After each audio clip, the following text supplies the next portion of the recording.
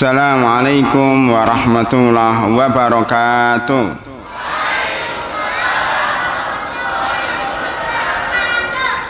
Alhamdulillahi rabbil alamin. Wassalatu wassalamu ala asrafil anbiya'i wal mursalin wa ala alihi wa sahbihi wa tabi'ina lahum bi ihsanin ila yaumiddin, summa amma ba'd. Hadirin dan hadirat jamaah salat subuh yang kami hormati, alhamdulillah pada pagi hari ini bulan Ramadan 1442, hari yang ke-10 ya. Hari yang ke-10 pas jalan yang ke-10 ya. Alhamdulillah kita ucapkan puji dan syukur kehadirat Allah Subhanahu wa taala, masih diberikan kemampuan dan semangat untuk terus beribadah pada bulan Ramadan walaupun sudah sampai sepertiga dari perjalanan bulan Ramadan. Berarti kita sisanya tinggal 20 hari atau 19 hari. Sepertiga yang pertama telah selesai. Sebagian orang mengatakan Ramadan dibagi menjadi 3. 10 pertama adalah hari apa? Hari rahmat ya, rahmat Allah Subhanahu wa taala. Sepertiga kedua itu adalah maghfirah.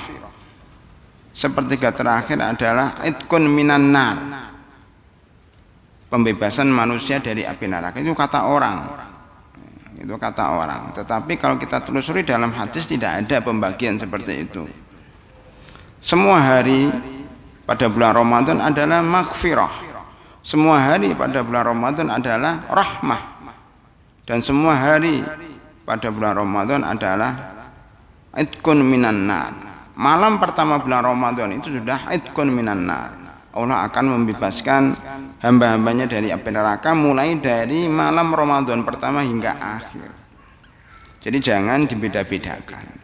Itu mungkin maksudnya memudahkan masyarakat untuk beribadah kepada Allah ya. 10 hari pertama mudah-mudahan mendapatkan rahmat, 10 hari kedua mudah-mudahan mendapatkan maghfirah, 10 terakhir mudah-mudahan dibebaskan dari api neraka. Itu mungkin urutan bahwa sebelum maghfirah itu ada rahmah, kemudian sebelum itqun minan nar ada maghfirah ya. Tetapi dalam hadis tidak disebut seperti itu. Maka marilah di pekan atau 10 pertama ini kita tutup ya dengan membaca ayat kursi setiap selesai sholat fardu ya. Jadi jalan ke-10 adalah membaca ayat kursi setiap selesai sholat fardu. Siapa yang hari ini belum baca ayat kursi?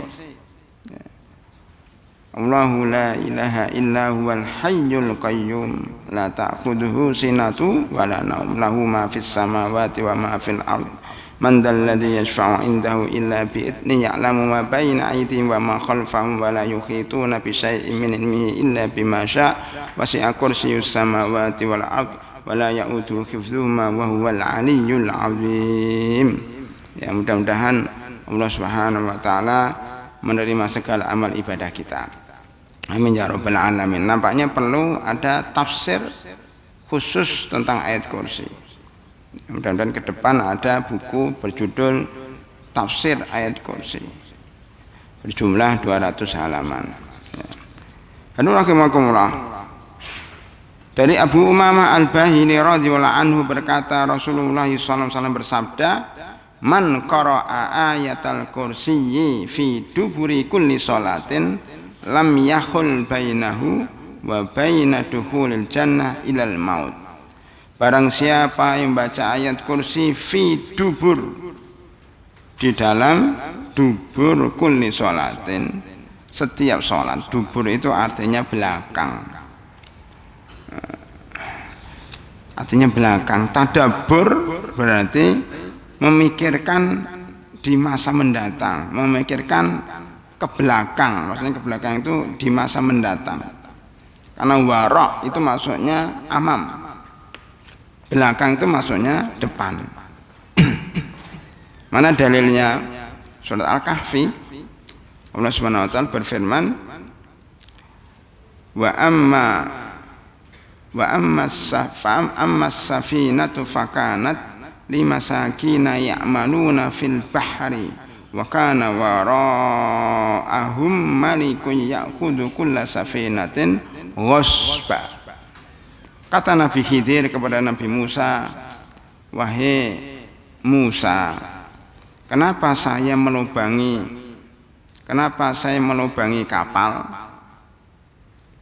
Karena di belakang mereka, wa kana wara'ahum, di belakang para pemilik kapal, para nelayan yang miskin-miskin ini, di belakang mereka ada seorang raja yang sangat bengis, yang sangat otoriter, yang hobinya merampas kapal-kapal nelayan.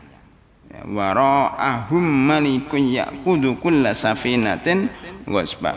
Wara' di sini artinya amam, di belakang mereka, maksudnya di depan mereka.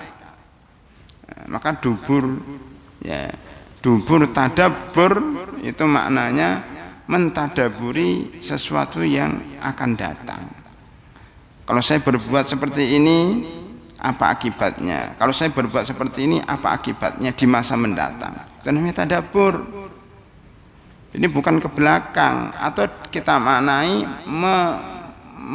merenungi masa yang lalu untuk masa yang akan mendatang.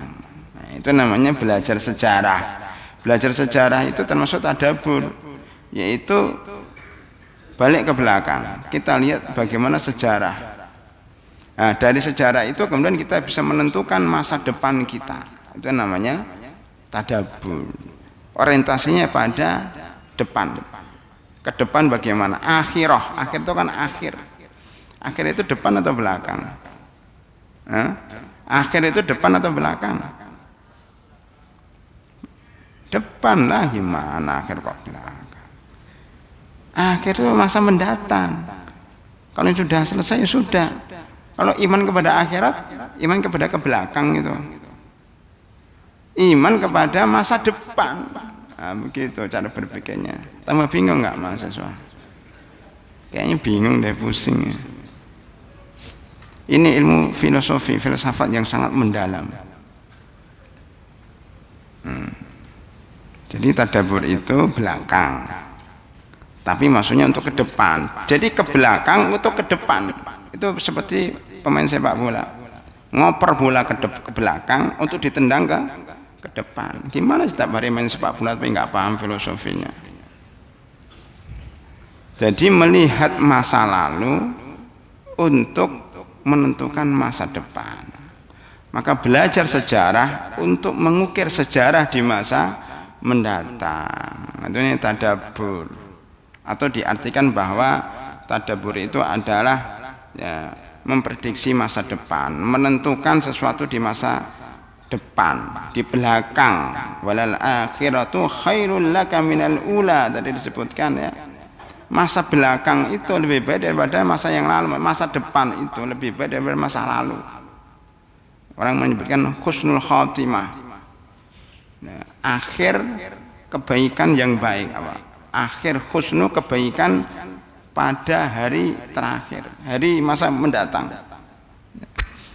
Hadirin rahimakumullah. Maka kalau kita memahami dubur dalam hadis ini sesuai dengan apa yang saya sampaikan tadi, man qara'a ayatul kursi fi duburi kulli sholatin, barang saya membaca ayat kursi di setiap akhir sholat. Akhir ini di akhir sholat itu ada dua makna. Pertama adalah sebelum selesai sholat, tapi di akhir-akhir, atau setelah selesai sholat, yaitu setelah salam. Para ulama berbeda pendapat di dalam memahami kata-kata fi duburi kulli sholatin, menjadi dua pendapat, bahkan jadi tiga pendapat.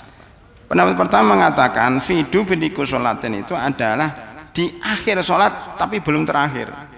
Akhir tapi belum terakhir, yaitu setiap ba'da tahiyat, ba'da membaca tasyahud al-akhir, innaka hamidum majid, disitulah namanya duburi kulli sholatin, di akhir sholat. Dubur yaitu di akhir sebelum salam. Sebagaimana dubur seseorang.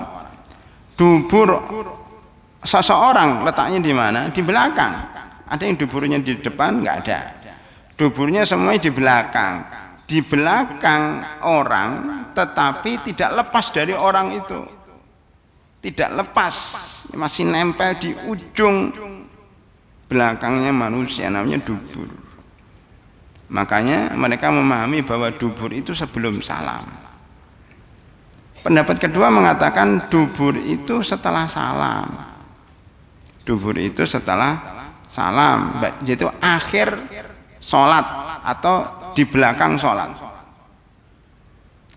Ayat ini atau hadis ini mendukung pemahaman tersebut bahwa membaca ayat kursi itu setelah salam, bukan sebelum salam. Bukan sebelum salam, setelah salam baru membaca ayat kursi.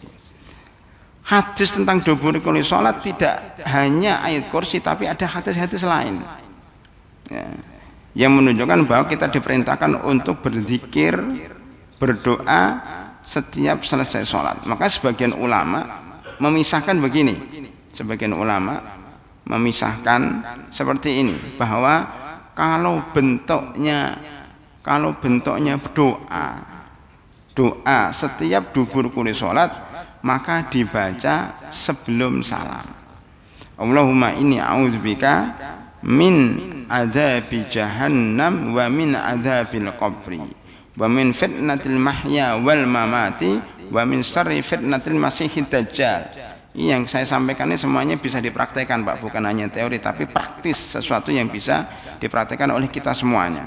Ini mohon yang belum pernah praktek nih, baca doa ini. Allahumma inni a'udzubika min adzabi jahannam wa min adzabil qabri wa min fitnatil mahya wal mamati wa min fitnatil masiihid dajjal. Ini kalau kita baca secara rutin itu hebat dampaknya. Begitu juga doa yang pernah kita sampaikan di sini, yang mahasiswa nggak tahu itu kemarin diwajibkan enggak ya, mudah-mudahan ini keluar dalam ujian ya. Allahumma inni a'udzubika minal hammi wal hazan wa minal ajzi wal kasal wa minal jubni wal bukhl wa min ghalabatid daini wa qahrir rijal. Ini juga dibaca sebelum salam. Begitu juga doa Abu Bakar Siddiq ya, yang beliau diajari oleh Rasulullah SAW untuk dibaca ketika sholat. Apa itu? Allahumma inni dhalamtu nafsi dzulman katsira wa la yaghfiru dzunuba illa anta faghfirli maghfiratan min indika warhamni innaka antal ghafurur rahim. Sudah ada 3 ya. Tolong ya dicatat semuanya, nanti dibaca ya, mumpung Ramadan banyak berdoa. Allahumma inni dhalamtu nafsi dzulman katsira wa la yaghfiru dzunuba illa anta faghfirli maghfiratan min indika warhamni innaka antal ghafurur rahim. Ini bisa didapat di dalam buku Kekuatan Istighfar. Doanya Abu Bakar Siddiq yang diajarkan oleh Rasulullah SAW ya, istighfar sebelum salam. Itu kalau berdoa. Adapun kalau zikir, ini kata ulama yang merinci. Adapun kalau zikir itu dibaca, zikir atau membaca Al-Quran dibaca setelah salam. Subhanallah. Nah, ketika beliau selesai salam, beliau membaca Subhanallah, Alhamdulillah, Allahu Akbar. Itu setelah salam karena zikir. Allahu la ilaha illallah wahdahu la syarika lahul mulku wa lahul hamdu wa huwa ala kulli syai'in qadir. Setelah salam karena zikir. Allahumma la mani'a lima a'taita wa la mu'tiya lima mana'ta wa la yanfa'u dzal jad minkal jad. Allahumma antas salam wa minkas salam tabarakta rabbana ya dzal jalali wal ikram. Itu zikir.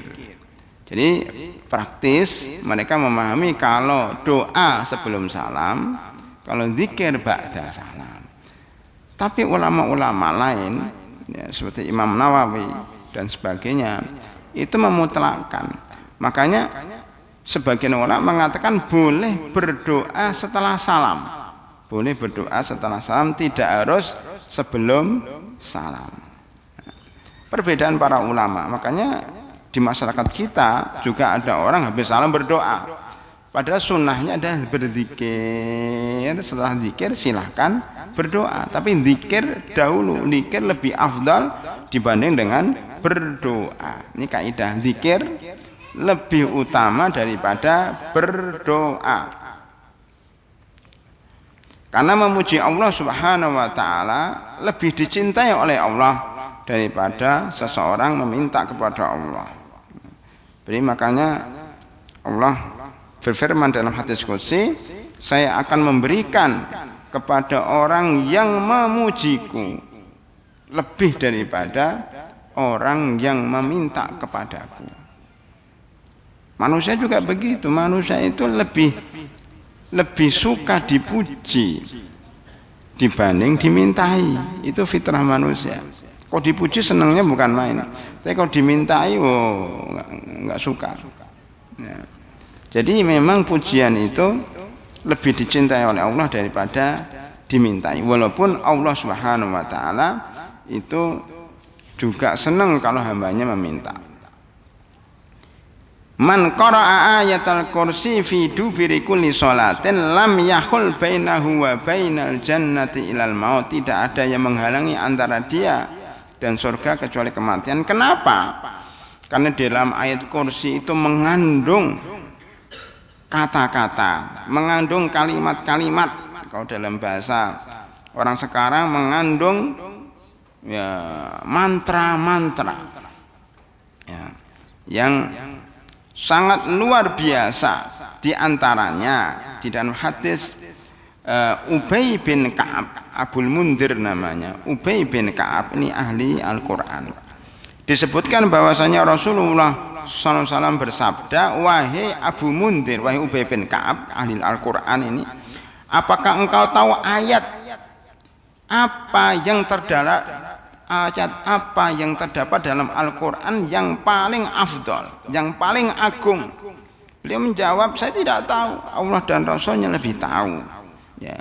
Kemudian beliau pun menanyakan lagi, wahai Abu Mundir, ayat apa yang paling agung di dalam kitab suci? Beliau menjawab, saya tidak tahu. Ya, maka kemudian beliau mengatakan, ditanya lagi, beliau menjawab, oh mungkin Allahu la ilaha illa huwal hayyul qayyum. Jadi Ubay mengatakan Allahu la ilaha illa huwal hayyul qayyum, maksudnya ayat kursi. Jadi ayat kursi itu enggak tahu ya. Ayat kursi kadang disebut ayat kursi, kadang disebut dengan Allahu la ilaha illa huwal hayyul qayyum. Maka kemudian Rasulullah menepuk dada Ubay bin Ka'ab dan mengatakan, selamat bagi Anda karena mempunyai ilmu yang mendalam. Jadi ini termasuk ilmu yang mendalam. Nah, Abu Mundir itu tahu. Ditanya Rasulullah, dia tahu jawabannya. Bahwa ini ayat yang paling afdal. Kenapa? Karena ada kata-kata Allahu la ilaha illa huwa. Itu ada kalimat tauhid. Ditambah dua, al-hayyu al-qayyum. Dua sifat, kalau dalam pelajaran akidah, dua sifat yang paling agung pada Allah Subhanahu wa taala adalah dua, al-hayyu, yang maha hidup. Kenapa yang maha hidup yang paling agung? Karena hidup itu adalah pokok dari sebuah kekuatan. Manusia umpamanya kita ini sehebat apapun juga orangnya, sekaya apapun juga, ya sekuasa apapun juga, kalau dia mati nggak ada manfaatnya. Ya kan, wah dia jago tembak, tapi dia sudah mati, nggak ada manfaatnya. Dia kuat banget, mukul pohon belum kena tangannya sudah ambruk pohonnya. Ya, kan ada yang, tapi orangnya mana sudah mati ya. Wadah masuk yang pintar banget, belum diajarkan sudah tahu, disuruh menghafal, ya sebelum disuruh sudah hafal, kan hebat. Mana orangnya sudah mati, untuk apa? Nggak ada manfaatnya kalau sudah mati itu. Jadi manfaat itu kalau orangnya masih hidup, tangannya kuat kalau masih hidup, otaknya cerdas kalau masih hidup, larinya cepat kalau masih hidup. Kalau sudah mati untuk apa? Makanya Al-Hayyu adalah dasar daripada sifat Allah. Al-Hayyu, dia maha hidup. Al-Qayyum, nah, kalau sudah hidup Allah itu Qayyum. Ya, Qayyum itu dari Qaim, berdiri. Kalau ditambahi tasjid Qayyama, itu mendirikan, meluruskan. Ar-rijalu qawwamuna 'alan nisa. Laki-laki itu meluruskan, mengatur, mengarahkan wanita. Qayyum itu berarti meluruskan, mengarahkan alam semesta.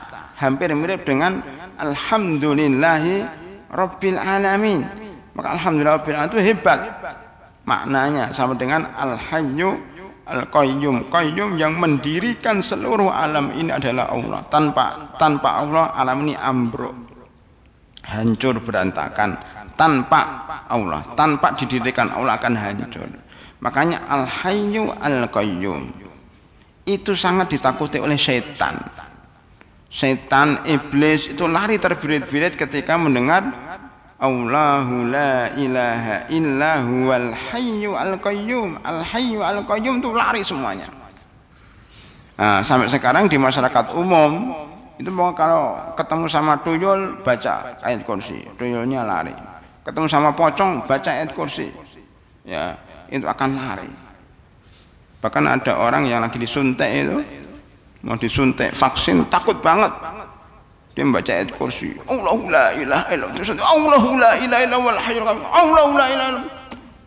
Saking takutnya sama suntikan vaksin itu, stres dia.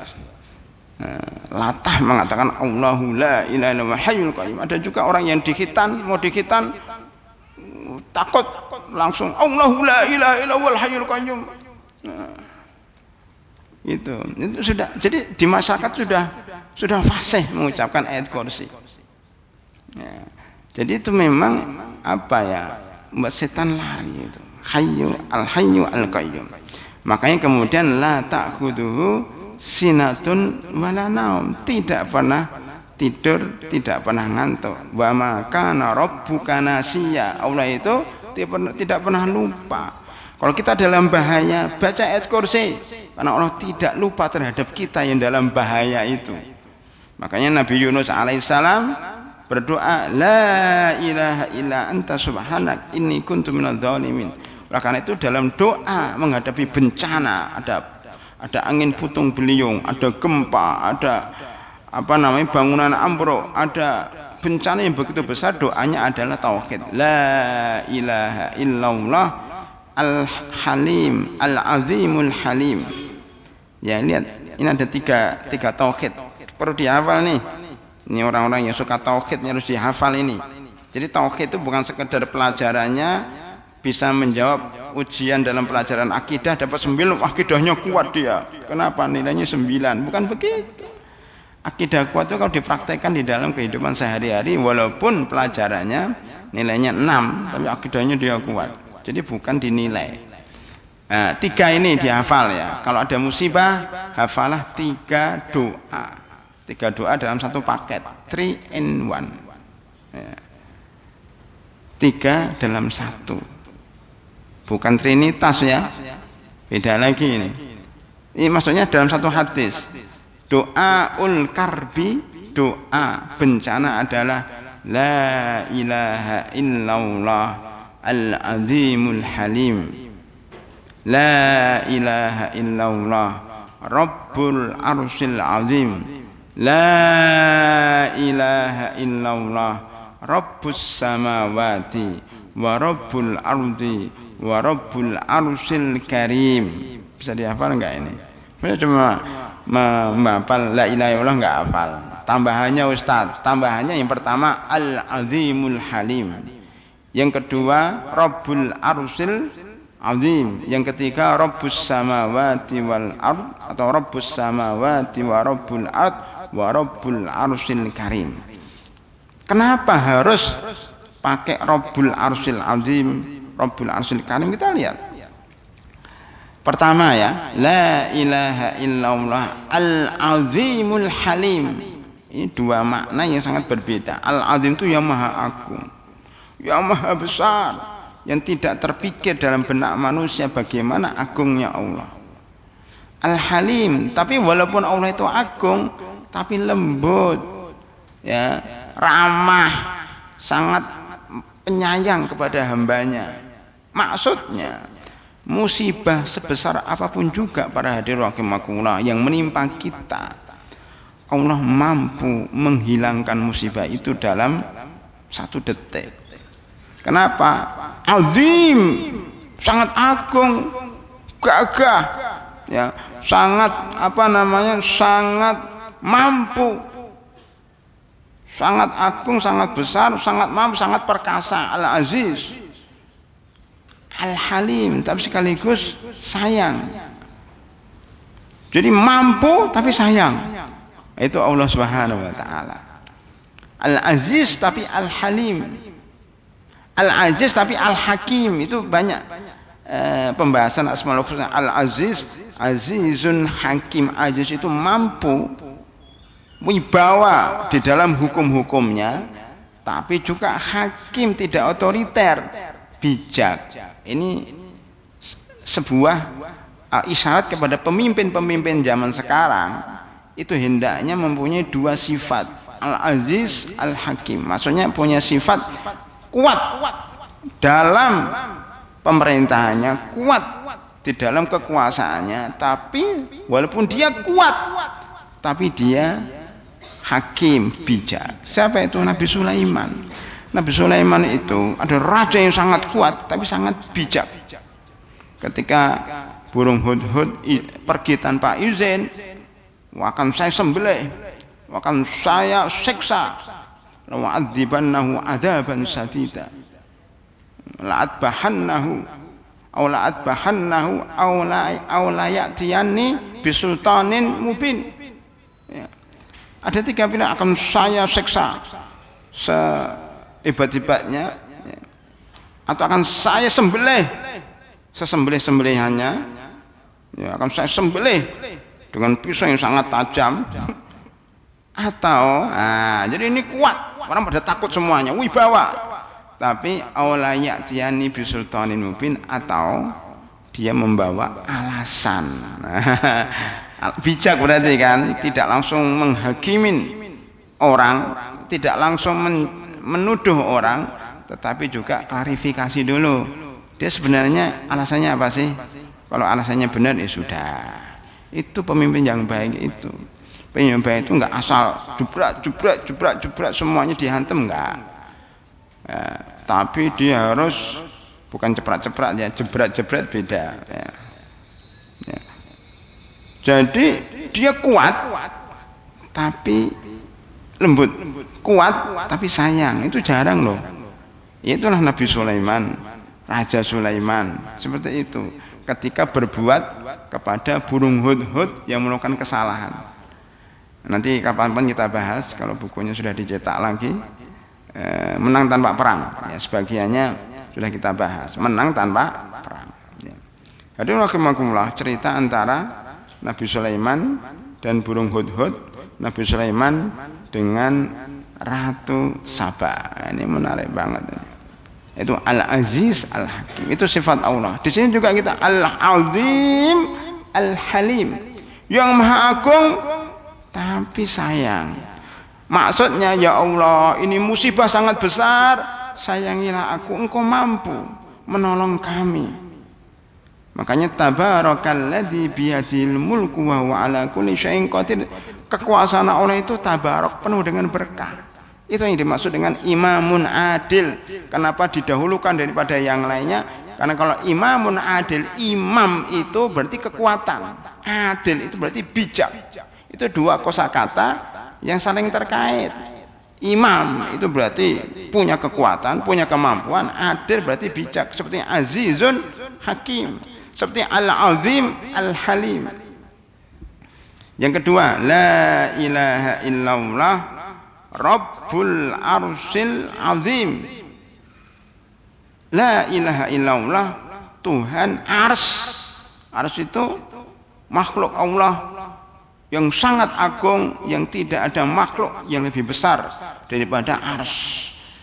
Itu kalau keterangannya panjang, singkatnya bahwa langit yang kita lihat yang luas seperti itu tidak ada apa-apanya, seperti kotoran kuku dibanding dengan langit yang kedua. Langit kedua yang jauh, yang besarnya berlipat-lipat, ratusan miliar lipat daripada langit yang pertama, itu tidak ada apa-apanya dengan langit yang ketiga. Begitu seterusnya, langit ketiga tidak ada apa-apanya besarnya dengan langit yang keempat, kemudian yang kelima, yang keenam, yang ketujuh. Langit yang ketujuh itu tidak ada apa-apanya dengan namanya kursi Allah. Wasi'a kursiyuhus samawati wal ard wa la ya'uduhu hifdzuhuma.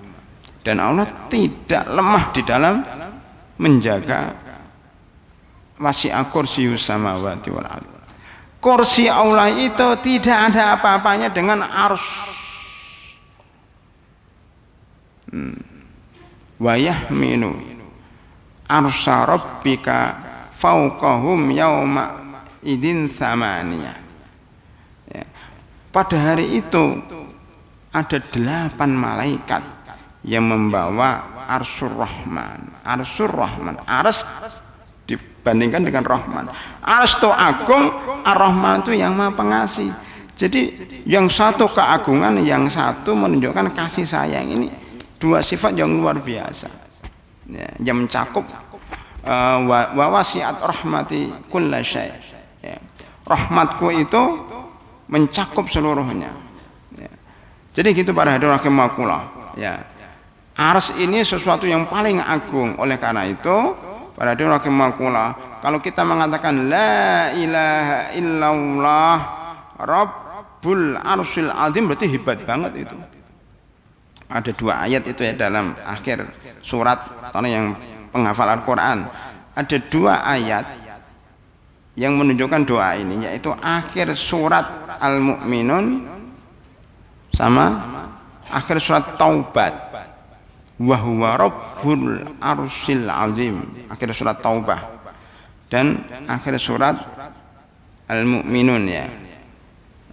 Wa huwa rabbul arsyil karim. Jadi dalam doa ini juga gitu. Pertama wa huwa rabbul arsyil azim, yang berikutnya rabbul arsyil karim. Kan la ilaha illallah rabbus samawati wa rabbul ard wa rabbul arsyil karim. Karim itu mulia. Hadirin rahimakumullah, itulah makna daripada Allahu la ilaha illa huwal hayyul qayyum, menunjukkan bahwa kalimatut tauhid itu membuat musibah bisa berhenti. Kalimatut tauhid membuat setan kabur. Kalimatut tauhid membuat hidup kita bahagia. Itu kuncinya. Coba nanti dipelajari dalam Kitabut Tauhid, akan kita dapatkan bahwa tauhid itu akan membawa keberkahan. Walau anna ahlal qura amanu wattaqau la fatahna alaihim barakatim minas sama'i wal ard. Tauhid itu membawa keberkahan. Makanya negara-negara yang bertauhid itu negaranya makmur ya. Umumnya dikatakan Arab Saudi, Saudi Arabia dulu ada negara yang tandus, yang kering kerontang, tapi ketika menerapkan tauhid jadi makmur. Tapi kalau nanti meninggalkan tauhid, kering kerontang lagi. Indonesia ini kenapa seperti ini? Karena meninggalkan tauhid. Kalau kita menerapkan tauhid, maka negara akan jadi makmur. Itu aja intinya. Itu dalam tataran negara, dalam tataran masyarakat, dalam tataran keluarga, dan dalam tataran pribadi. Sehingga kalau kita mau eksis dalam hidup kita, perkuat kalimat tauhid ya, pelajari tafsir ayat kursi Allahu la ilaha illa wal hayyul qayyum, minimal jin sama setan akan lari. Nah, itu aja. Makanya mahasiswa ini banyak baca ayat kursi ya, karena setiap tahun ada aja orang kerasukan setan, kerasukan jin, diruqyah. Ya, ini masjid ini banyak jinnya katanya. Masjid Al-Islam ini. Sekitar sini banyak jin. Ya. Makanya kalau nggak hati-hati itu kesurupan. Makanya yang kesurupan itu biasanya kalau hatinya nggak tenang. Dan biasanya wanita akhwatun fillah. Itu banyak yang terkena kesurupan itu tidak harus teriak-teriak ya. Tidak harus teriak-teriak, wah enggak harus begitu. Kesurupan itu tidak harus muntah. Di sini kan ada yang ahli ruqyah di sini ya. Tidak harus muntah. Kesurupan itu maknanya galau, tidak tenang, sering melanggar. Sering melanggar itu kesurupan setan sebenarnya. Memang kalau melanggar kesurupan malaikat, ya enggak kan? Mesti kesurupan setan itu. Artinya setan itu menggoda. Ayo kamu melanggar, kamu melanggar. Nah itu. Ya suka ngambilin lauk temannya itu kesurupan setan. Temannya nggak dapat lauk diembat oleh dia, ini setan ini. Nah itu. Jadi jangan memahami kesurupan setan itu teriak-teriak. Artinya apa? Ternyata kita itu kadang-kadang kesurupan setan. Ya, kesurupan setan itu tandanya kita enggak tenang. Wa may ya'shu an dzikri rahmani nuqayyid lahu syaitanan fahuwa lahu qarin. Surat Zukhruf itu jelas sekali itu. Bahwa barang siapa yang lupa sama zikir kepada Allah, pasti langsung setan masuk. Jadi setan itu sudah menunggu di seluruh darah-darah kita. Kalau kita lupa dikit, kita langsung digoda oleh setan, akhirnya galau. Maka mudah-mudahan kita bisa istiqomah mengisi seluruh hidup kita, seluruh waktu kita dengan ketaatan, termasuk subuh ini minimal kita enggak kesurupan sampai suruk. Kalau habis suruk saya enggak tanggung jawab lagi. Karena setan itu akan keluar ketika suruk. Ya, makanya qul a'udzu birabbil falaq. Itu apa? Apa itu? Qul a'udzu birabbil falaq. Ya Allah, katakanlah saya berlindung kepada Tuhannya subuh. Falak itu subuh ya. Faliqul habbi wan nawa dalam surat Al-An'am. Ya. Falik itu yang memecah. Habun itu biji, nawa itu apa ya? Semacam itulah ya, biji, apa namanya? Tunas ya, sebelum tumbuh-tumbuhan itu pecah. Biji itu, pohon itu bisa tumbuh karena bijinya pecah, kemudian dia akan tumbuh dari biji itu. Siapa yang memecahkan biji itu? Allah Subhanahu wa taala. Falikul habb. Lah malam itu dipecahkan oleh Allah. Makanya falak dipecahkan malamnya dengan sinar matahari ya. Satu cahaya bisa memecahkan ribuan kegelapan. Maka kalau ada yukhrijuhum minadz-dzulumati ilan nur, dan minadz-dzulumat, dari banyak kegelapan menuju satu cahaya, itu matahari terbit. Matahari terbit itu filosofi cahaya Islam. Kegelapan itu filosofi daripada kejahiliaan. Jahiliyah itu yang banyak itu akan kalah dengan satu nur. Maka enggak ada namanya Anwar. Yang namanya Anwar itu salah. Anwar, nur. Makanya nur itu lebih afdal daripada Anwar. Nur satu. Coba cari dalam Al-Quran Anwar, ada enggak? Enggak ada. Nur. Karena cahaya itu cuma satu, kebenaran cuma satu. Ya, Anwar itu enggak pede, nur saja lah, kenapa ya Anwar? Nur aja sudah cukup. Banyaknya nur jadi Anwar. Ada Nur Kholis, ada Nur apa, ada Nur siapa, Nur. Jadi Anwar itu maksudnya, banyak nur itu Anwar. Padahal cukup satu nur saja. Minan nur yukhrijuhum minan nuri idza dzulumat. Bukan yukhrijuhum minal anwar. Enggak, minan nur. Itu qul a'udzu bil falaq. Jadi Allah yang memecahkan kegelapan. Maksudnya setan itu bergentayangan pada waktu malam. Ketika ada matahari, kabur mereka. Tahu Dracula enggak? Dracula itu pocong, setan itu selalu nakut-nakuti orang waktu gelap. Ya nyekek orang gitu. Gigit gitu. Itu kalau ada matahari, mati dia. Kena sinar matahari. Ya, itu nur cahaya Allah. Itu maksudnya ya, qul a'udzu bil falaq min syarri ma khalaq. Dari kejahatan apa yang diciptakan. salah satunya jin tadi. Oleh karena itu bacalah ayat kursi ketika sebelum subuh atau ba'da subuh, maksudnya ketika subuh sebelum terbit matahari itu dibaca ayat kursi, dan ketika sore hari sebelum terbenamnya matahari, kan terbenam matahari muncullah setan-setan. Kufu sibyanakum idza ja'al lail fakufu sibyanakum, jika datang malam, idza jannal lailu fakufu sibyanakum, jika datang malam hari itu anak-anak kecil itu jangan boleh keluar. Karena apa? Setan sedang bergentayangan. Itu malam hari. Maka orang yang suka keluar malam itu kayak setan. Ini mahasiswa itu kalau habis taraweh pada keluyuran, itu kesurupan setan itu. Ngapain lapar Ustaz, astagfirullah, tadi nggak cukup berbuka tadi. Boleh keluar malam, tapi jangan dibiasakan ya. Kalau nggak perlu banget jangan keluar malam.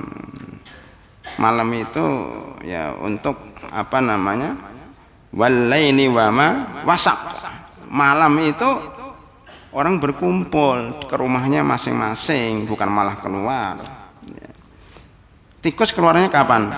Malam. Kalajengking malam, ular malam, ya burung hantu malam, nggak ada burung hantu siang. Makanya jangan keluar malam hari kecuali darurat. Hadirin rahimakumullah, itu jalan yang pertama. Jalan yang ke-10 membaca ayat kursi. Tolong nanti ayat kursinya didalamkan lagi. Jalan yang ke-11.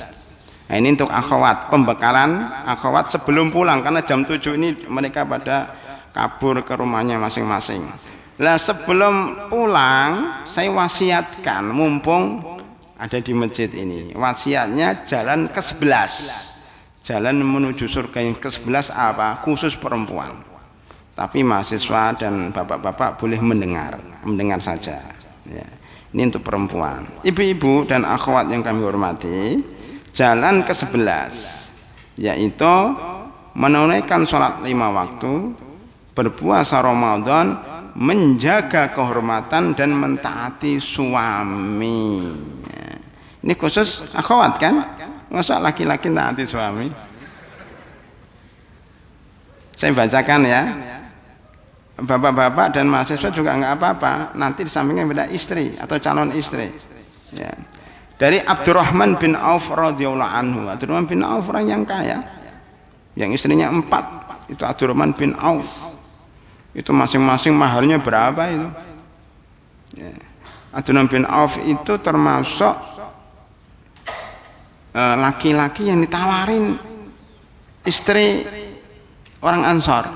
Abdurrahman bin Auf sini, saya punya 2 rumah dan saya punya 2 istri. Kamu milih rumah mana yang cocok buat kamu pilih. Ya. Yang satu di mana? Ya. Yang satu di jalan Kampung Sawah, yang satu di jalan Rasuna Said. Ya, umpamanya. Dan saya punya 2 istri. Lihat mana yang paling cantik, kamu pilih. Dan saya ceraikan, kamu nikahi. Coba bayangkan. Itu Abdurrahman bin Auf loh. Abdurrahman mengatakan, makasih ya atas tawarannya. Ya.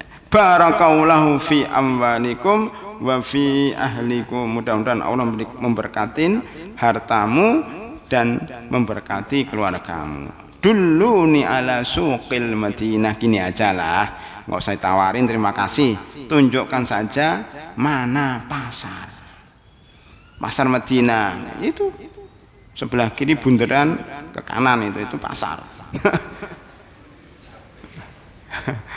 Lah semenjak beliau ke pasar itu langsung jadi orang kaya raya. Jadi istrinya nyari sendiri, nggak ngambil tawaran tadi. Rumahnya pun tidak numpang rumah orang, dia beli sendiri. Langsung 4. Oh, mantap ini. Abdurrahman bin Auf. Ya. Kenapa Ustadz sekarang nggak ada yang nawarin istri? Lah kalau ditawarin istri langsung diambil. Itu makanya yang nawarin istri dan rumah itu ya zaman Abdurrahman bin Auf saja. Karena tahu Abdurrahman bin Auf nggak akan nolak, maka tawarkan sama orang yang tahu akan nolak. Jangan nawarkan orang yang tahu akan terima. Pintar juga sahabat ini Abdurrahman bin Auf ini biasanya. Ya artinya begitu ya. Jadi ada orang baik, tapi ada orang yang lebih baik lagi, dia nolak tawaran itu. Luar biasa. Abdurrahman bin Auf ya. Ini hadis riwayat Abdurrahman bin Auf. Maksudnya itu biar kita hafal. Oh, kalau hadis ini yang diriwayatkan Abdurrahman bin Auf tentang perempuan. Tentang perempuan. Hadis perempuan yang masuk surga yang meriwayatkan siapa? Abdurrahman bin Auf. Salah satu al-mubasyiruna bil jannah. Coba dia udah kaya raya, ganteng, istrinya 4 masuk surga. Coba bayangkan. Enak kan jadi sahabat itu? Kita nikah aja belum, ya, nyari istri susah, uangnya pas-pasan, belum tentu masuk surga. Enak jadi mahasiswa atau enak jadi sahabat? Takdir aja jadi mahasiswa. Ini takdirnya jadi sahabat. Ya sudahlah ya, yang Allah takdirkan kepada kita, kita terima. Jadi Abdurrahman bin Auf adalah orang yang Rabbana atina fid dunya hasanah wa fil akhirati hasanah wa qina adzabannar. Dia konglomerat pada dulu, konglomerat tapi masuk surga. Cuman kata orang, ini kata orang ya, kata orang belum tentu benar ya. Beliau itu karena mendengar bahwa orang kaya itu masuk surganya terakhir, masuk surganya terakhir, maka beliau nggak ingin jadi orang kaya, nggak ingin jadi orang kaya. Gimana caranya dia miskin? Coba bayangkan, ada nggak orang yang kepengen miskin? Ya Abdurrahman bin Auf. Makanya dia supaya miskin seluruh uangnya diinfakkan untuk keperluan Islam, untuk Rasulullah Sallallahu Alaihi Wasallam. Ya, seperti hartanya dibelikan alat-alat perang pada perang Tabuk. Kemudian ini menurut riwayat, perlu ditelusuri kebenarannya, beliau membeli korma yang busuk, yang rusak karena ditinggal perang. Akhirnya nggak ada yang ngurus itu korma-korma di Madinah itu. Para sahabat pada rugi kan, udah saya belinya aja walaupun sudah busuk. Dibelilah itu korma itu sampai uang Abdurrahman bin Auf habis untuk membeli korma-korma yang busuk dengan harga korma normal. Jadi barang rusak dibeli dengan harga barang yang masih bagus. Ada orang kayak gitu zaman sekarang? Nggak ada. Itu cuma Abdurrahman bin Auf dengan niat supaya sudahlah, saya daripada nanti masuk surga terakhir, saya sebelum mati saya ingin menghabiskan uang saya untuk infak sabilillah. Tiba-tiba apa? Tiba-tiba ada orang raja Yaman ya, yang terkena penyakit. Di sana menyebar virus COVID-19. Katanya obatnya itu adalah makan korma yang sudah busuk. Coba aja nanti sembuh nggak kira-kira? Karena kemarin saya ketemu dengan seseorang, ya ceritanya apa? Kalau sakit COVID-19 itu dikerokin katanya. Ini dokter yang mengatakan. Katanya benar, saya kaget juga. Padahal kalau kerokan saya paling sering, dikit-dikit kerokin, dikit-dikit kerokin. Ya. Oh, ternyata benar ya kata dokter ya, kerokan itu membunuh virus COVID-19. Nanti habis ini pasti mahasiswa kerokan semuanya ini. Karena anginnya keluar, memicu munculnya darah putih itu katanya begitu. Cuma dokternya nggak mau disebutkan namanya. Ya, coba aja. Ya, pokoknya kalau masuk angin kerokan, insya Allah sembuh. Ya, coba ya, nanti coba aja benar atau tidak. Ini saya cerita Raja Yaman ini ya, yang katanya sembuhnya virusnya itu sembuh dengan makan korma busuk. Korma busuk sudah dibeli Abdurrahman bin Auf. Makanya raja ini mengatakan akan kami beli dengan 10 kali harga normal. Coba bayangkan. Berarti cita-cita miskinnya Abdurrahman bin Auf gagal. Justru kaya 10 kali lipat. Makanya kalau mau kaya Pak, cita-cita miskin dulu. Loh, benar kan? Masalahnya kita itu kepingin kaya-kaya, kayaknya nggak kaya-kaya. Itu namanya logika langit. Memang susah Pak hidup ini kalau pakai logika dunia, pakai logika langit. insya Allah Allah akan turunkan keberkahan. Ya kayak Abdurrahman bin Auf tadi. Itu ya ceritanya ya. Berarti ini salah satu cara supaya kita seperti Abdurrahman bin Auf. Coba aja kalau nggak percaya, kalau Anda penasaran dicoba. Dicoba beli korma-korma yang busuk, nunggu pesanan dari Raja Yaman.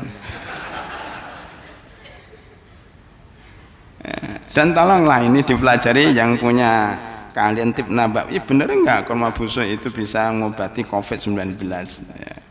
Minimal virus atau apa taun yang ada di Yaman waktu itu. Ada lagi makulah. Isinya apa? Supaya tahu isinya. Maksudnya kita cerita Abdurrahman bin Auf tapi nggak tahu isinya. Qala Rasulullah sallallahu alaihi wasallam, "Idza shallatil mar'atu khamsaha." Wanita itu yang penting salat 5 waktu, apalagi di Masjid Al-Islam. Wah, itu luar biasa itu. Maka wanita yang datang pagi ini luar biasa itu, mengikuti sabda ini, sabda Rasulullah sallallahu alaihi wasallam, "Idza shallatil mar'atu khamsaha wa shamat sahraha." Shamat sahraha itu maksudnya puasa bulan puasa. Alhamdulillah semuanya puasa. Ini yang dua. Yang ketiga, wa hafidhat farja, menjaga kemaluannya, menjaga kehormatannya, tidak selingkuh, tidak pacaran dengan mahasiswa. Ya kan nggak surat-suratan. Banyak loh yang mahasiswi pacaran dengan mahasiswa, tapi bukan di sini, di luar sono. Ya, kampus mana, kalau di Al-Islam nggak ada pacaran di Al-Islam, pacarannya di luar gitu. Di bakso mustika itu ketahuan kemarin itu.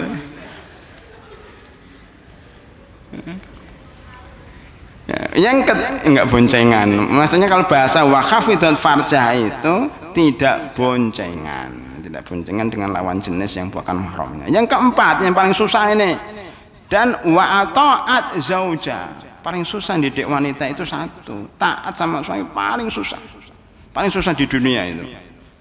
Mendidik istri supaya taat sama suami mutlak itu susah, dan hampir semua wanita susah diatur dalam hal ini. Wah, kalau sholat oke, kalau puasa oke, kalau hafal Al-Quran oke, semuanya oke, yang ibadah mau itu. Giliran taat, nanti dulu, rata-rata seperti itu. Benar nggak yang punya istri-istri ini? Saya nggak nanya ini. Yang punya istri paling susah Pak itu, bagaimana istri itu taat sama suami, paling susah ya. Kenapa? Ini gongnya. Kalau taat sama suami, apa akibatnya? Masuklah ke dalam surga dari pintu yang kamu sukai, mau dari samping, mau dari belakang, mau lewat jendela, terserah. Ya kan? Ini pintu masjid 1, 2, jendelanya banyak, mau dari sono juga bisa ya, terserahlah. Artinya Pak, subhanallah, dijamin surga. Hanya satu, taat sama suami. Makanya kalau saya bilang jadi wanita itu enak, surganya mudah, tinggal taat sama suami masuk surga. Kalau laki-laki susah, dia harus nyari nafkah yang halal, harus berjihad fisabilillah, mempertaruhkan nyawanya, berjuang di luar, ya, bertanggung jawab terhadap anak dan istri, berat. Kalau istri tinggal duduk, ya makan, tidur, taat, sudah selesai. Tapi susah banget ya, suruh begitu itu. Mesti aja harus muter-muter dulu, harus debat dulu, kenapa enggak duduk, makan, taat, masuk surga. Itulah ciri istri solehah, duduk, makan, tidur. Nah gitu aja kan, taat, siap mau apa, masak, bersihkan, pergi, pulang, naik apa, turun apa, gitu. Suruh naik tempat tidur, turun lagi, belok kanan, hadap kiri, gitu aja masuk surga. Coba nanti dipraktekkan ya, bapak-bapak rumah, kata Ustaz suruh taat masuk surga, ayo hadap kanan, diuji itu hadap kiri. Nggak mau. Nah, itu repot itu. Berarti belum dididik itu. Ada apa semuanya taat saja. Terus sampaikan hadis ini ya. Kalau kamu masuk surga sudahlah, nggak usah susah-susah, nggak usah khatam 1 juz berat. Ini ada orang yang khatam 3 juz, 5 juz, giliran suruh taat nggak mau ada. Mendingan taat tapi nggak khatam daripada khatam 5 kali tapi nggak taat. Jadi janganlah beribadah itu emosional. Maksudnya itu bahkan ada wanita yang haid supaya nggak haid dia minum pil anti haid supaya apa? Supaya bisa ikut itikaf, bisa sholat tahajud, bisa sholat taraweh. Dia nggak mikir bahwa sebenarnya haid biar aja haid, dia makan nggak ada saingannya kan. Kalau saya jadi wanita saya seneng haid. Makan pesen apalah nggak ada saingan, mau nambah. Habis itu taat sama suami, enak, udah kenyang masuk surga. Kayak Abdurrahman bin Auf sudah kaya masuk surga. Ini enggak, ini sudah lapar, sudah capek sholat, sholat tahajud, baca Al-Quran capek. Habis itu nggak masuk surga. Kenapa? Nggak taat sama suami. Ini kesalahan fatal para wanita zaman sekarang.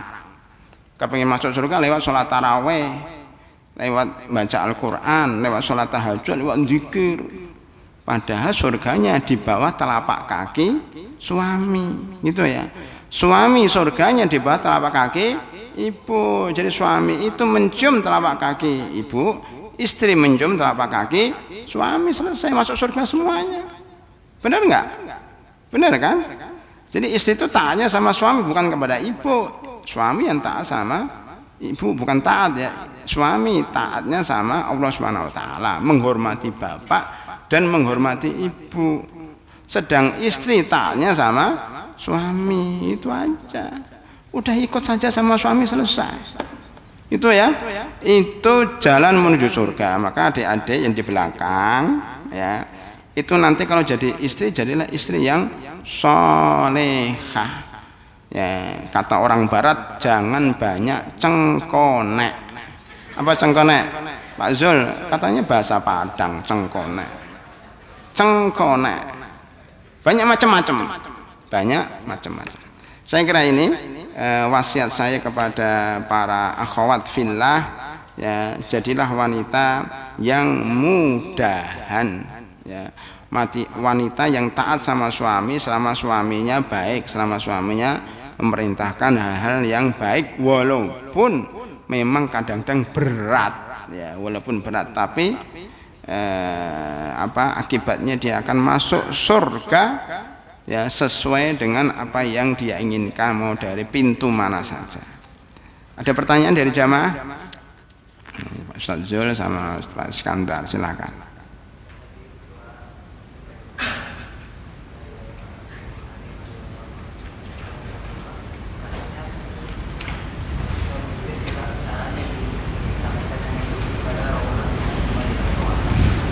Ya, nanti dibaca dalam buku Mengetuk Pintu Langit. Ada judul doa saat bencana. Ya insya Allah nanti kalau saya ada buku nggak berikan sama beliau ini. La ilaha illallah al-azimul halim. La ilaha illallah rabbul arsyil azim. Rabbul arsyil azim. La ilaha illallah rabbus samawati wa rabbul ardi wa rabbul arsyil karim. Itu doa bencana versi kedua. Versi pertama apa? Allahumma inni a'udzubika min jahdil bala wa darukis syaqa wa su'il qada wa syamatatil a'da. Ada versi ketiga, Allahumma rahmaka arju fala takilni ila nafsi tarfata ain la ilaha illa an wa aslih li sya'ni kullah la ilaha illa anta. Versi yang keempat, la ilaha illa anta subhanak inni kuntu minadh dhalimin. Lihat 4 versi semuanya menggunakan kalimat la ilaha illallah. 4 versi ya, ini baru saya versi yang pertama. Berarti nanti antum perlu menghafal yang 3 lagi. Bisa hafal? Masya Allah. Tadi yang rahmataka arju sudah hafal? Masya Allah. Rahmataka arju fala takilni ila nafsi tarfatain wa aslih li sya'ni kullah la ilaha illa anta. Allahumma inni a'udzubika min jahdil bala. Sudah. Belum kah? Wa darkis syaqa wa su'il qada wa syamatatil ata. Silakan Ustaz Iskandar.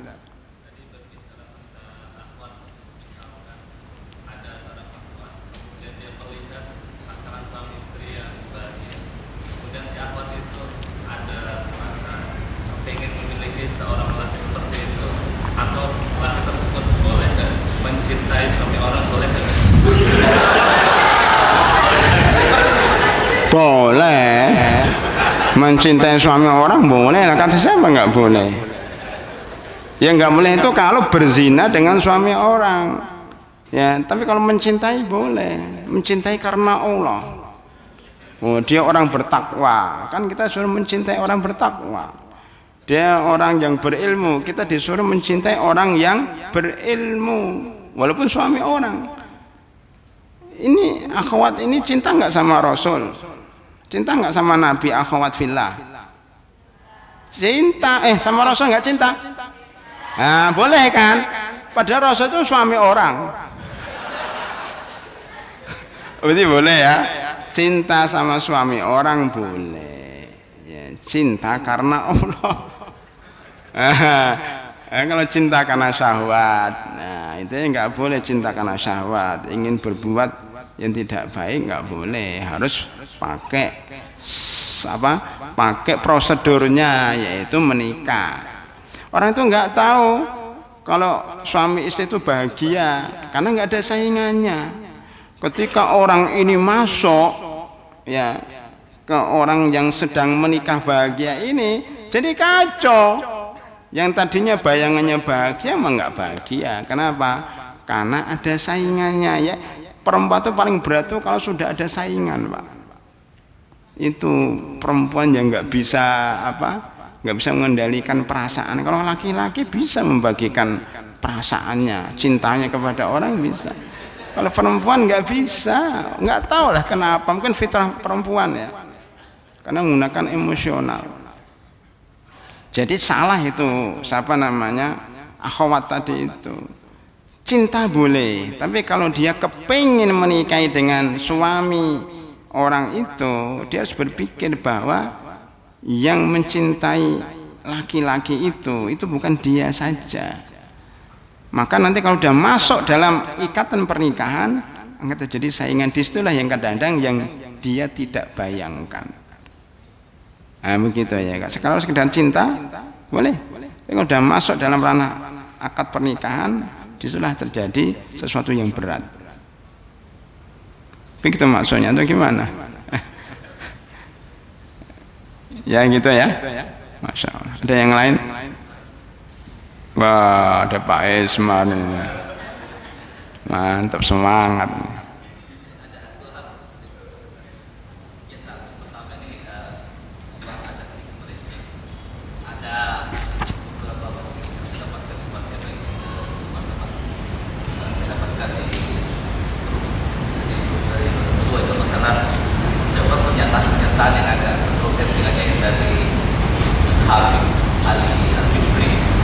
Ya, yang bahasa Arab kemudian diterjemahkan itu tentang tabarruk. Natal.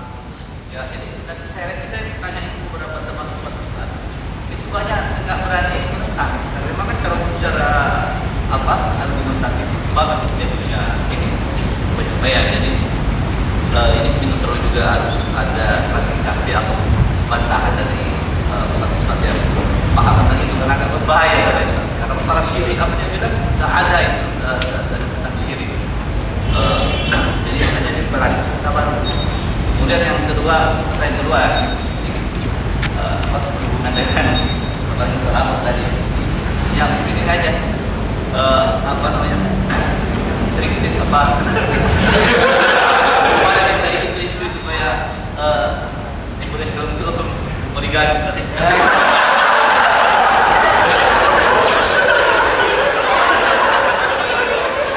Kok sama Pak Boy?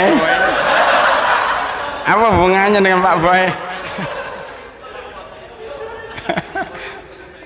Oh Pak Ismail wakilnya Pak Boy.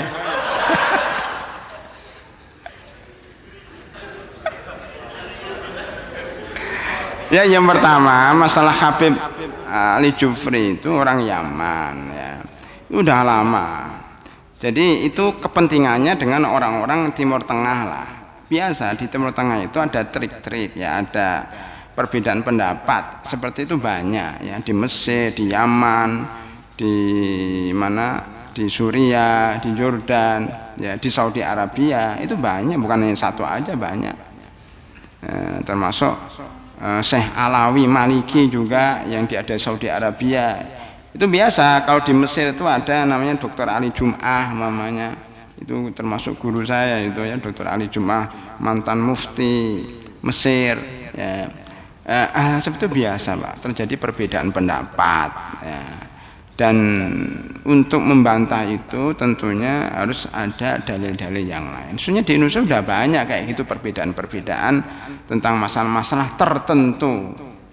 Makanya kami anjurkan supaya ya banyak baca buku aja Pak Ismar ya, banyak baca buku tentang hal itu. Sudah banyak buku-buku, kalau mau beli sebagian saya sudah beli buku-buku yang kubu ini dan kubu itu, kubu yang saling bertentangan.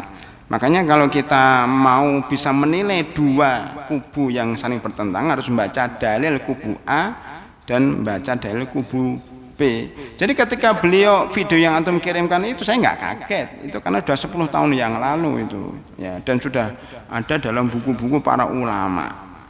Perbedaannya cuma itu aja sebenarnya. Maka kemudian nanti ada yang mengatakan ini Wahabi, ini Sufi, ini apa, itu kan terjadi perpecahan di masyarakat. Makanya untuk memahami itu perlu baca dua kubu, baca buku dalil dari dua kubu. Nanti insya Allah akan paham, oh maksudnya sebelah kiri itu begitu, sebelah kanan begitu. Jadi tahu nanti maksudnya masing-masing. Ada juga buku yang sudah lama saya baca adalah fikih tradisional. Fikih tradisional itu fikih-fikih yang mendukung amalan-amalan masyarakat di Indonesia. Tapi ada dalil-dalilnya baik dari Al-Quran, Sunnah maupun perkataan para ulama ya. Perkataan para ulama ini diambil dari buku-buku fikih madzhab Syafi'i. Nah, Pak Ismat bisa baca itu dulu, fikih tradisional ya, itu ada bukunya menyebar, dibaca, oh ternyata dalilnya seperti ini. Lepas dalilnya kuat atau lemah itu baca dulu, karena kadang-kadang kita harus memahami jalan berpikirnya orang lain. Itu masuk dalam ilmu psikologi juga, psikologi, sosiologi, antropologi. Nah, makanya di situ harus membaca cara berpikir orang itu perlu, sehingga kita tidak menolak mentah-mentah, tapi juga enggak nerima mentah-mentah.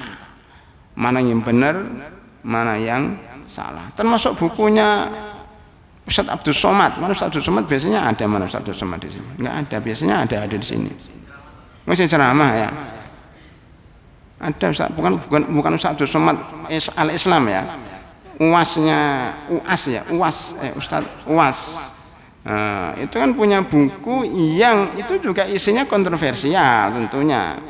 Cuma karena memang beliau yang ngefan beliau banyak sehingga enggak terjadi benturan, padahal hampir sama dengan yang disampaikan dengan Habib Ali Jufri. Ada sebagian yang sama ya, tidak semuanya ya kayak gitu itu. Jadi ternyata harus ada namanya, kalau dalam fikih muqaran, fikih perbandingan madzhab itu namanya tahrir mahallun niza.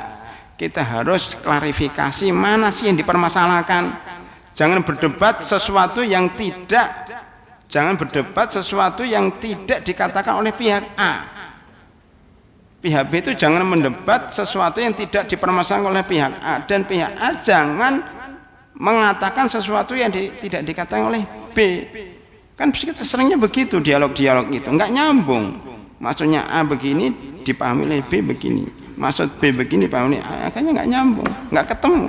Tapi kalau mau takhir, makanya belajar fikih perbandingan itu bagus. Di Madinah itu menjadi anekdot, menjadi suatu istilah yang sudah masyhur di kalangan kita dulu mahasiswa. kalau alumni dari Kuliatus Syariah biasanya orangnya toleran terhadap perbedaan pendapat karena sudah biasa kalau membahas masalah fihi khilaf di dalamnya ada perbedaan pendapat pertama, pendapat kedua, pendapat ketiga. Itu sudah terbiasa. Tapi kalau lulusan fakultas hadis atau fakultas akidah itu kalau enggak hitam ya putih. Kalau enggak benar ya salah. Jadi enggak ada namanya perbedaan. Begitu. Kalau kamu enggak sama saya ya sama musuh. Gitu. Begitu. Jadi cara berpikirnya sudah beda. Makanya dikatakan orang yang kuliatus syariah itu lebih banyak bisa mengakomodasi atau mengadopsi atau merangkul banyak kalangan karena sudah terbiasa dalam perbedaan pendapat. Mohon nanti itu dibaca supaya kita ada tambahan ilmu minimal. Ya banyak hal yang kita nggak setuju, tapi minimal tahu apa sebabnya dan tahu bagaimana membantahnya. Itu aja Pak Semar ya. Tolong dibaca buku dari dua pihak. Ya insya Allah nanti akan tahu mana salahnya mana benarnya. Yang kedua itu nggak saya jawab. Ya, ini Ramadan. Ya nanti setelah Ramadan aja. Nunggu Idul Fitri. Ya. Saya kira itu ya. Mudah-mudahan bermanfaat. 10 Ramadan pertama sudah berlalu dan saya ucapkan selamat kepada para akhwat yang jam 7 ini meninggalkan al-Islam. Ya mudah-mudahan bisa balik kembali dalam keadaan selamat walafiat dan bisa membawa teman-temannya juga, teman perempuan bukan teman laki-laki ya. Mudah-mudahan dalam perjalanan ya dijaga oleh Allah Subhanahu wa taala dari segala bentuk penyakit dan mudah-mudahan di masa liburan bisa menjaga hafalan, bisa mengisi bulan Ramadan dengan baik-baik ya, dengan penuh semangat.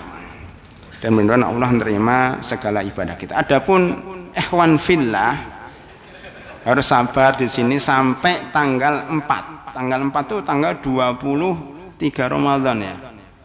Jadi sudah masuk sepertiga terakhir bulan Ramadan. Mau pulang nggak apa-apa, mau di sini lebih baik. Ya sampai Idul Fitri insya Allah. Yang jelas saya akan menunggu al-Islam sampai titik darah penghabisan. Tidak kemana-mana, udah saya nunggu di sini aja ya. Sampai akhir Ramadan, sampai Idul Fitri, sampai Idul Adha insya Allah. Ya, nggak mudik kan dilarang mudik. Taat, saya nggak mudik. Ya, alhamdulillah. Ya. Saya kira itu dan nanti kita bisa menyelesaikan buku Banyak Jalan Menuju Surga. Kita tutup dengan doa kafaratul majlis. Subhanakallahumma bihamdika asyhadu an la ilaha illa anta astaghfiruka wa atubu ilaik. Assalamualaikum warahmatullahi wabarakatuh.